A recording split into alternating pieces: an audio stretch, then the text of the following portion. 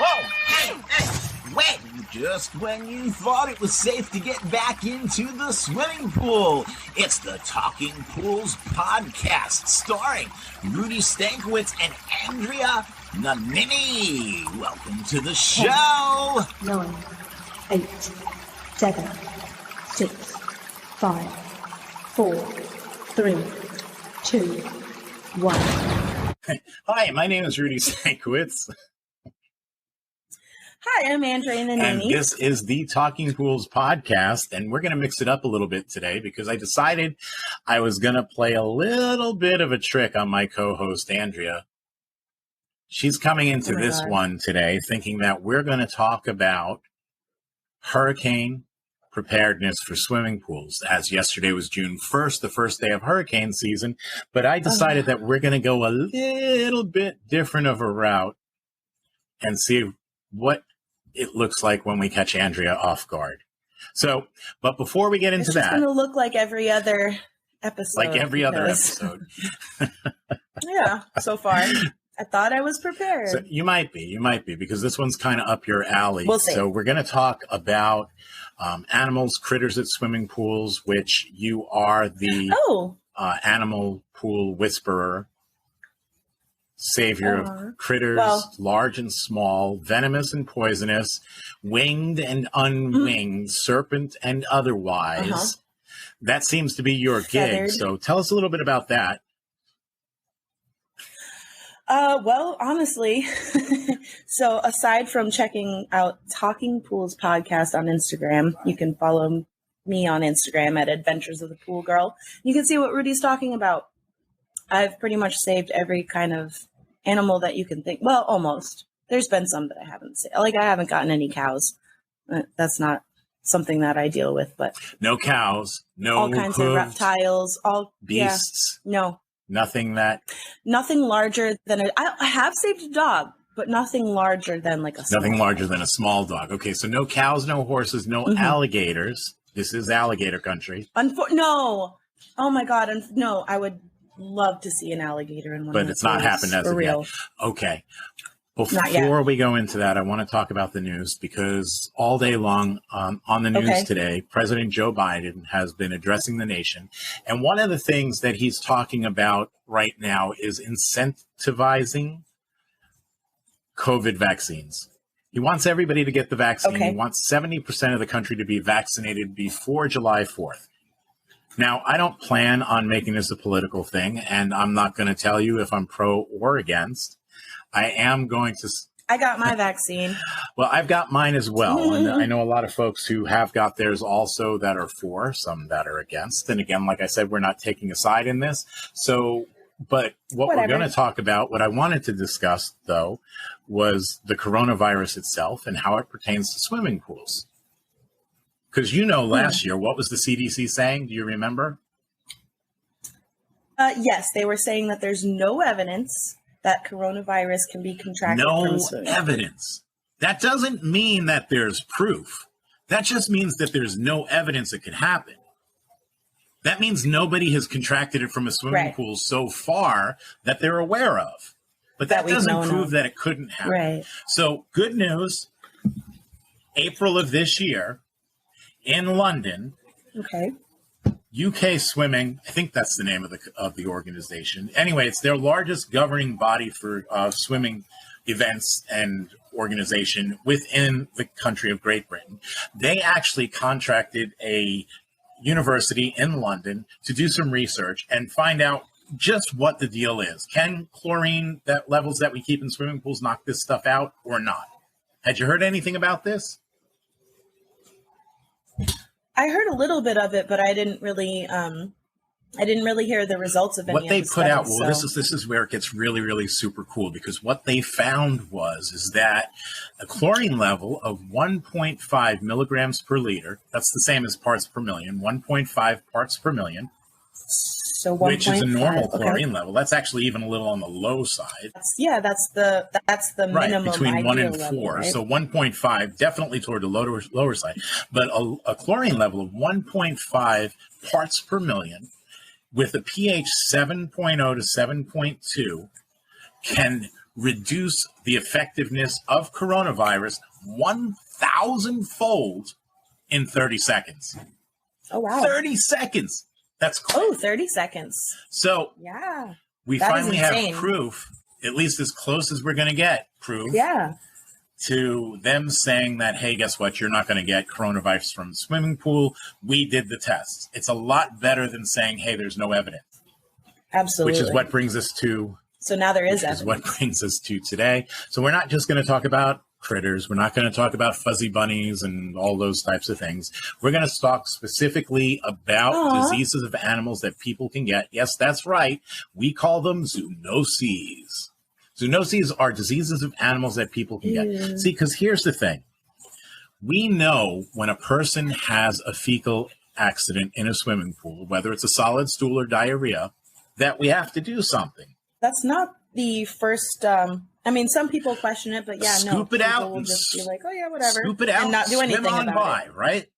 It's only animal poop. Yeah. But if you think about it, the diseases that you can get from a human fecal accident, poop, diarrhea, are zoonoses, diseases of animals that people can get. So wouldn't it make sense that animal poop has diseases in it too? And that's what I wanted to talk about today. So let's start with some of the different critters that you've pulled from pools. Let's start talking there, and let's just kind of see how this all relates to what we do and how we should be treating the water just in case we run into it. So what would you say are some of the smallest critters that you've found in a swimming pool? The smallest probably, and also the most common, are going to be the frogs and the lizards, since I'm in South Florida. Cannolis, yes. Is this you're letting your Italian show, I think, because it sounds like cannoli is coming through here? Maybe. I've always pronounced it annoli. That's how I've heard it pronounced. I might be wrong. I don't know. I'm not a herpetologist. I'm a pool guy, damn it. So I don't really know the correct pronunciation of. Are you okay? Nice Star Trek reference. Thank you. Nice Star Trek reference. I don't know yes. the correct pronunciation, but in either case, so frogs and little lizards. Yes, the cute little ones, not the invasive guys that eat the native. We'll get into that in another episode. Anyway, so yeah, the frogs and lizards. Can those? That's what I see. Can those get you sick? The most of. Oh, and then they poop, so then you handle the poopy water, and then. Well, we try not to handle the poopy water and then put our hands in the mouth because that's just gross. So we don't want to do that. But it could happen accidentally. Right. But and people they shouldn't drink the butt water. That's right. We should never drink pool water because people dip their asses in that, and that's just gross. Exactly. So do animals. So, salmonella. Hard to get rid of in a swimming pool? No. Is it? No, it's not, because you would treat that not as even. It's easily destroyed at a chlorine level of 1 part per million. So even the minimum amount of chlorine that we keep in a swimming pool can quickly inactivate salmonella. So usually not a concern. Frogs, however, do secrete urea through their skin, and that will contribute to the combined chlorine level. But frogs are just so tiny, so it's not a lot. Oh. If you have a lot of frogs, full of frogs, you could almost walk across. There was a whole biblical proportion at times. It's like one of the plagues. I've seen it happen. I've seen pictures. Thank God I don't have to skim those out. No, they get slimy. I was talking about when they're alive.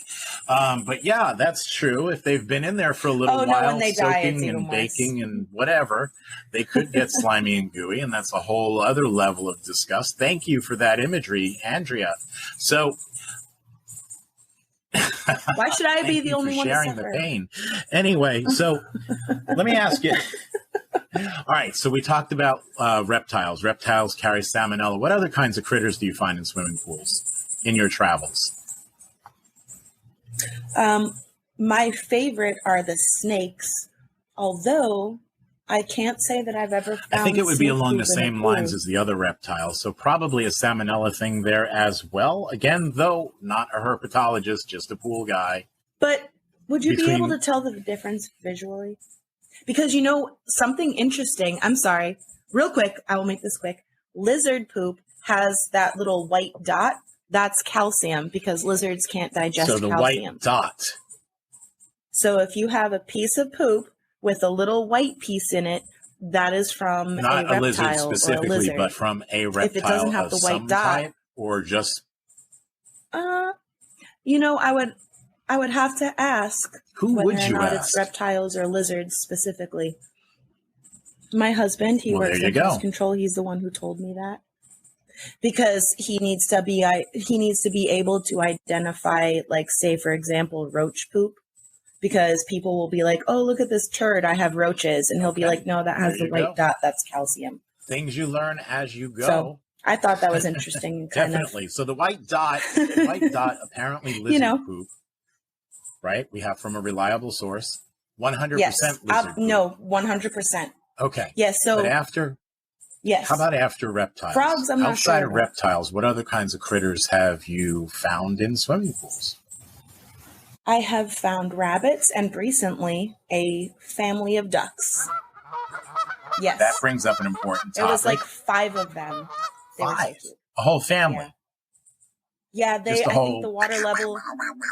Yeah, the water level in the pool is too low, so the babies couldn't. I can't do really that one really well, but I've tried. So in either case, let me ask, so did you help them out of the pool? Yes, I did. I had to chase them around. I have a video of it. It's pretty hilarious. The water level was too low. The babies couldn't get out, and so the mama was just standing around. But I was able to get everybody out and back to mama. So everybody. What are ducks? Is there any danger with duck poop? Aside from why would you want to swim in duck poop? Don't they carry some pretty gross viruses, right? Like crypto and... Not a virus, but a protozoa. But yes, definitely cryptosporidium. Oh, it's not a virus? Cryptosporidium is a protozoa, which makes it probably even more gross. So, and that's the same, it's also, that's the same thing that's associated with what? Human diarrhea, right. That's right. When somebody has diarrhea in the pool, that's what we treat. Oh, that's right. Yes. That's what we treat the pool for. So what other kind of critters have you seen in pools in your travels? Well, I have all kinds of dogs that go in the pools on my route. And what are dogs known to carry? Well, can't they carry crypto too, or is it just the Giardia? But that's the same thing that we treat a human solid stool for. When somebody has a solid stool accident in a swimming pool, we treat that water for Giardia. So when somebody has diarrhea, we treat that water for cryptosporidium. Those are the two things that are hardest to kill that you can get from human feces in a swimming pool. Solid stool, Giardia, diarrhea, cryptosporidium. So funny that, or odd that it's the same stuff that you can get from ducks and dogs. And ducks and dogs are in the pool all the time, but you don't see anybody. And they don't wipe their butts. They don't wipe their. You are extremely observant. I have to give you that. So I've never seen a duck or a dog wipe its butt. And I have what else too? How do you know they're not peeing in the pool while they're swimming around? You don't know they're not peeing in the pool water. And what's the danger in that? Well, then you just are swimming in a toilet at that point. I assume aside from the toilet you're swimming in. Dogs can also carry leptospirosis. If you have a dog and have taken it to the veterinarian, leptospirosis is a bacteria. And it's shed in the urine of the infected host. So if a dog or a person was to have lepto and urinate in a poorly maintained swimming pool, that bacteria could thrive in that water. Now, luckily, it is easily destroyed at a chlorine level of 1 part per million in a short period of time. So in a well-maintained pool, usually not a concern. However, if the pool's not properly maintained, and we all know because we've all been somewhere where we've looked at the pool water and said, that ain't right. Gross. Yes, exactly. That's when we whip out our test kits and take a look for ourselves.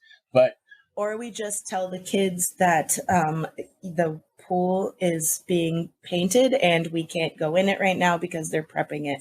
And the kids don't understand that a pool full of water cannot be painted, but that's okay. We'll play upon that, right? That's what I'm saying. They're young enough to understand. They know. Not understand, and you can get away.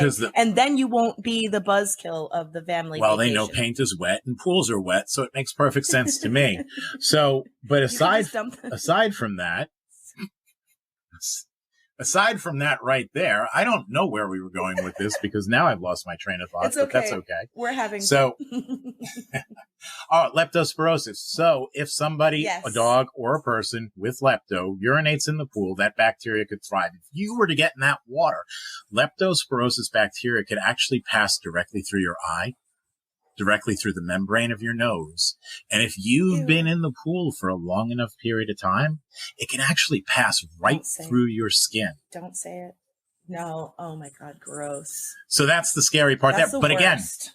Not in a pool that has a good chlorine level. So that's a good thing. So, all right, being that we're on the subject, we talked about Giardia, we talked about Cryptosporidium, right? So you're at a pool, they call you in, they're having a problem. Somebody pooped in the pool. It's a solid stool. We know we're treating for Giardia. What's the first thing that you should do?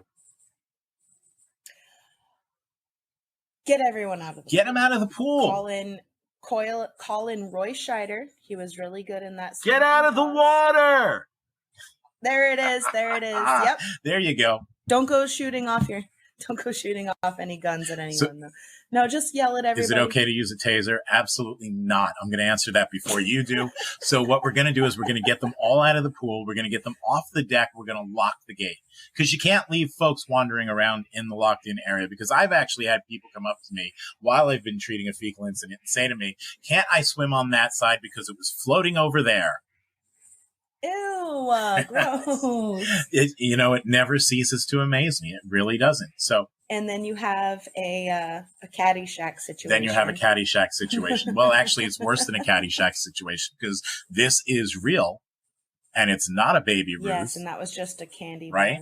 So we have that. So, all right, so we closed the pool. We got everybody out of the area. What's the next thing we do? Then you're going to want to remove the candy bar. No, you're going to want to remove any matter that's in You want to scoop the poop. Scoop it all out. Yes. Scoop the poop. And what do you do with it after you scoop it out? You don't like the neighbors, so you wing it over the fence into their pool? I don't think that's a good idea. Personally, I would just dump it into a plastic bag. I would tie it up and I would toss it in the trash. You could flush it down the toilet. It is just poop, right? Right. For me, though, that would seem like way too much handling. I don't even like to pick up the dog poop in the plastic bag. So the less you have to touch poop, the better off you are. Words to live by. Yes. We scooped the poop. We got rid of it. What do we do next? Solid stool Giardia, right? The same stuff you can get from people or from a dog. What's the next step? Now, the next step after you have removed everything that you can see, you're going to want to test the water, because when you have a formed stool accident, you have to raise the chlorine to at least a 2.0. 2 parts per million free chlorine. Okay. Anything with the pH? Yes. You're going to want to keep that below a 7.5 because we all know some of us know the chlorine it becomes less effective the higher. So you want it as effective as possible. What do I do with my poop scooping equipment? Correct. That, if you are comfortable with keeping it, it's kind of gross. Sometimes I like to throw my net. Actually, what I do is I keep a poop net and then I keep my normal net. So in case I come across poop, I have a net that I can just toss in the pool. I toss the pool in. That you want that to have the. You went and got yourself a shit stick. I did. All right. So what do you do with it after you? The question. Shit stick. Andrea Nannini. The question was, what do you do with the poop scooping equipment after you scoop the poo? So then you're going to throw your poop scooping equipment has to go in the pool. That makes perfect sense. After you've cleaned. Well, yes, of course, but that makes perfect sense because you want it to go through the same process the water goes through in order to sanitize it correctly, right? We don't want to risk recontaminating the pool next time we go to scoop something out or the next one or the next one, right? So that makes perfect sense. Okay, cool. 2 parts per million 7.5 or lower on the pH. How long do we need to keep it there? You are going to keep it there for a minimum of 25 minutes. And what happens after the 25 minutes? You could go longer. Well, then you probably want to clean the filters, and then after that, you open the pool, let them get back in the water. We're all good. That's all we need. Sure, 2 parts per million, 25 minutes, pH of 7.5 or less for a solid stool. And the threat again was Giardia. And if a dog, the same thing, right? If a dog poops in the pool, we would treat it the same way. Or if you accidentally kick a piece of I try not to do that. I really do. When I play kick the poop, I always aim in directions outside the pool area. Remind me not to play games with you if I ever come over to a barbecue. That's one of the big family events right there. So here's the thing. All right, so that's that. And we talked about ducks. Now, we said ducks carry cryptosporidium, also a protozoa, perhaps the protozoa that is the most difficult for us to kill. Also the same as if somebody was to have a diarrhea accident in the pool. Well, we treat it the same way. So what do I do here? So Andrea, tell me, what's the first thing you do when you see that brown cloud explode through the pool water? Well, you're going to do the same thing. You're going to pull a Roy. Is it Schneider? I think it's Scheider. Roy Scheider. Scheider. Get out of the water! Yeah, Scheider. So you're going to, you're just going to act the fool. You're going to fool. run down the beach. You're going to scream and you're going to wave your hands. I'm at the swimming pool. You're there is no beach call here everybody There's no in beach from here. the shore. I don't know where you're going. Oh. All right. So after we get everybody out of the water, what do we do now? Then you're going to attempt to remove anything. So you want to scoop the chunks. That's what you're saying. You want to scoop out the chunks? You're going to go chasing the corn. You're going to go and scoop everything. And what do you do with that? Fling it across the street. Try to hit cars on the highway. Don't make me laugh because I sound like my grandmother. Yes. No, you do the same thing with the whatever. Double bag it, throw it in the trash, flush it. Throw it away, bag it, and then my poop scooping equipment. That same thing, throw that in the pool so that it gets the same sanitation. You don't want to be cross-contaminating. That's a food service term. Thank you, Taco Tuesday. So anyway, don't cross-contaminate. Don't cross-contaminate your pools or yourself, because if you're, touching the net, and so you should wear gloves, flushing it or whatever you're doing with it. Yeah, that would be a good idea. Definitely don't lick. Okay, and you said I was being gross, but here we are talking about cleaning a case of the Hershey's squirts, and somebody's out there poolside licking their fingers. Hey, you brought up. All right, up the cloud. All right, so once we have that cleaned up, we've scooped out, it's thrown away, it's tossed.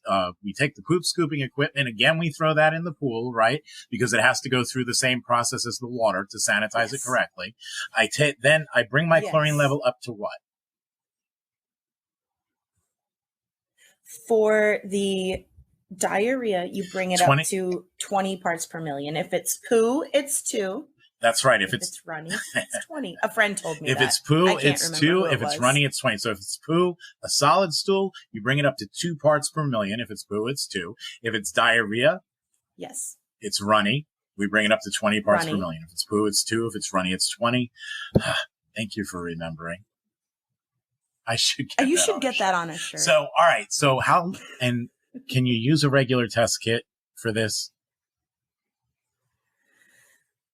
Not to test up to 20 parts per million. No, because the colorimetric tests, they will bleach out the reagents, and they will give you either a false low or so it can bleach out. And the colorimetric test, that's the one that you hold up and you match the colors, or photometers, right? The photometric test also are colorimetric. So you can't use either one of those. And which one did we need? You're going to need an FAS DPD, so that's the powder with the little scoop, and then you're going to need its measure extra accurately reagent. Up to 20 parts per million. Okay, perfect. So that makes sense. And where's my pH on this one? Same thing. You want your chlorine at its maximum effectiveness. So you're going to want the pH to be 7.5 or below, preferably on that lower side of the scale. 7. And we know at 7.2. 7.5, your chlorine is 50% effective. So essentially what you're saying is we want our chlorine to be 50% effective or better. Okay. So 12.75, Correct, yes. You want 12.75 hours, right? We hold it at the 20 parts per million with the free chlorine. Okay. Yes. After 12.75 hours, what do we do?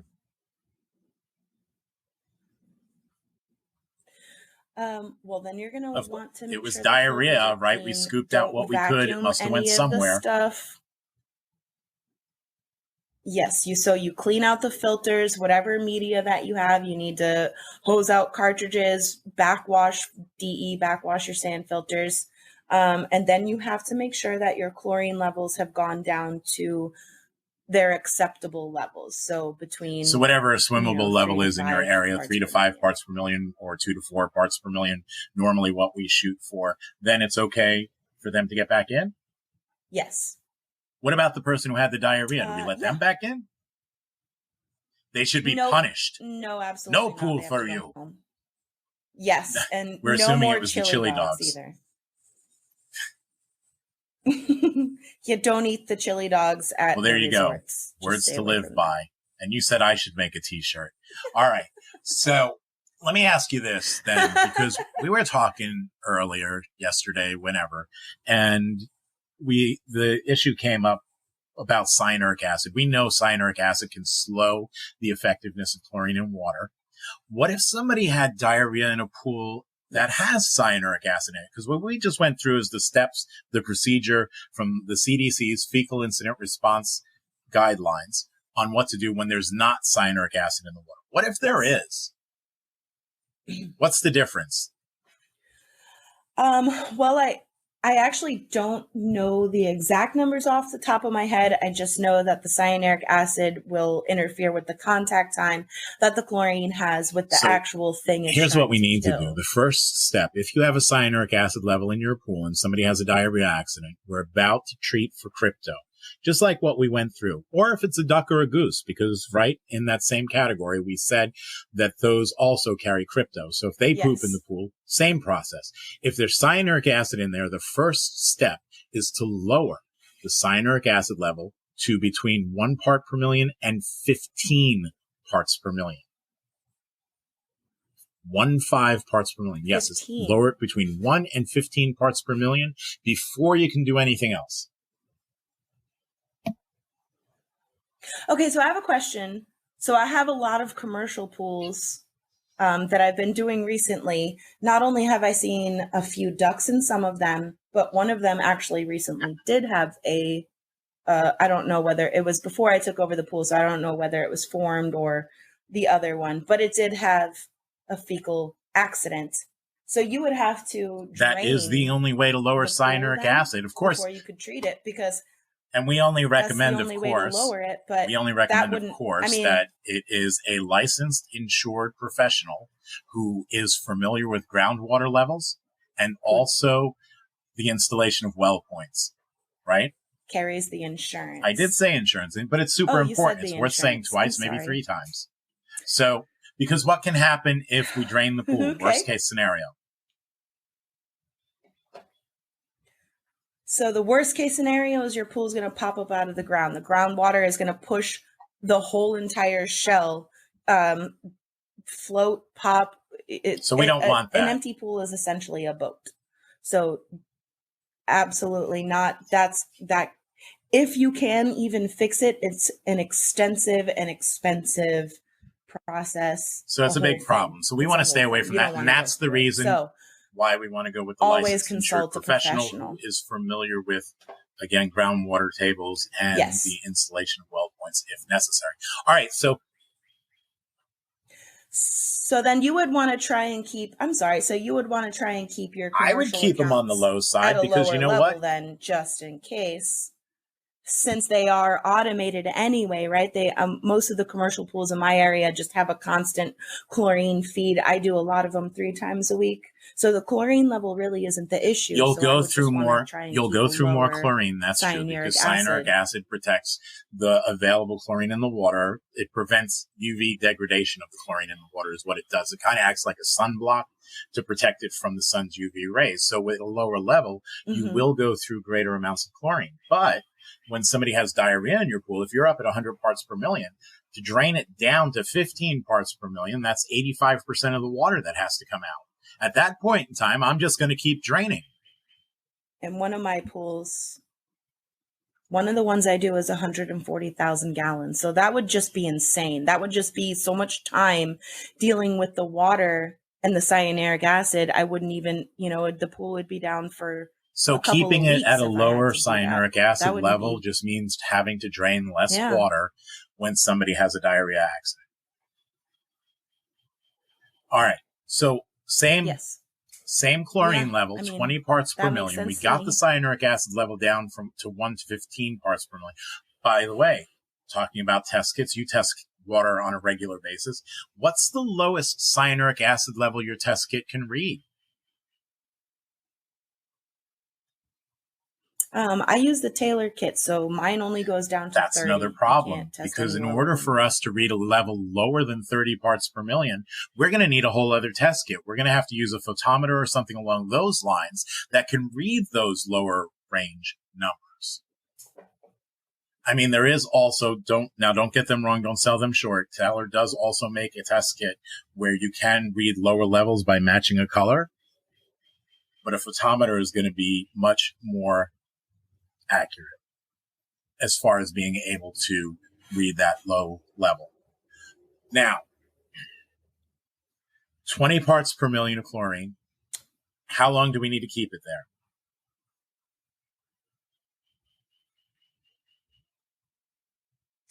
You said 20 parts 20 per parts per million. You're million. a little bit less. pH is 7.5 or less. Yes. We need to 20 keep it parts there per for at million. least 28 hours in the presence of any cyanuric acid whatsoever.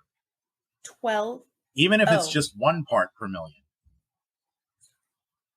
This is a much, much longer. Even if there's just 1 part per million of cyanuric acid, this is a 28-hour process now, instead of the 12.75 that we're used to. Okay. So that was with no cyanuric acid at all. That was just the 12.75 was zero cyanuric acid. And 28 hours. Okay. I was just making sure I understood, because this whole thing just lagged a bit. So that's people. That's the majority of critters. But what happens if you show up to the pool in the morning and you see that somebody has left you a present on the very top step? Who's at fault here? What type of critter did that?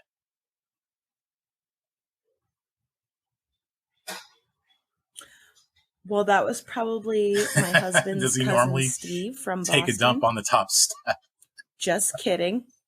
So, just kidding. I mean, sometimes you have drunk cousins that show up and leave you presents. We won't get into that. So anyway, especially if the berries are a giveaway. So shallow water raccoons need water. They use it when they eat. They also like to defecate in shallow water because it hides their scent from any predators. In fact, they're so well known for dipping their food in water when they eat. The scientific name for a raccoon is Procyon lotor, and if you translate that from Latin into English, it actually means the dog who washes. So that's how well known they are for doing this. So they need water. A swimming pool is a very attractive thing to a raccoon. Wow. Yeah. But what's the problem with that? The raccoons actually carry a type of roundworm that is super, super hard to kill. So you're talking about Balis ascaris. So it's not like you're talking about Balis ascaris procyanus, and it's not the worm that's in no, go ahead. That is chlorine resistant. But it's the egg, right? The shell, the wall of the egg itself is so thick that any level of chlorine, no matter how much chlorine you put in there, it's not going to kill this egg. So if a raccoon that had Balis ascaris was to have an accident in the pool or was to defecate in the pool, it can shed up to 250,000 eggs per gram of feces. Raccoon is a natural host for these things, but you are not. Ew. You are not. So if you were to swallow one or two of these eggs and it hatched in your stomach, it could penetrate the wall of your stomach or the wall of your intestines and make its way to your bloodstream. If it gets to your bloodstream, it's possible it could make its way to your brain. If it gets to your brain, you're going to die. There's no treatment for this. Oh my goodness. So we have three different options. No, I don't. Option number one, to find the raccoon and have it tested. Yeah. Or you could take the fecal matter and have that tested. You could bring it to a lab or a university and have them tested. I don't know how long that's going to take or what the cost is involved. So that is an option, but the pool's closed until you get the results. And if it comes back positive, you're going to have to go with one of the other steps anyway. So we might as well just go right into it. Option number two, backwash the filter to waste, completely drain the pool, scrub down the walls, refill the pool, and then throw the filter media away. If it's sand, replace the sand. If it's DE, get rid of the DE. If it's a cartridge, throw the cartridge away, get a new one. That's option two.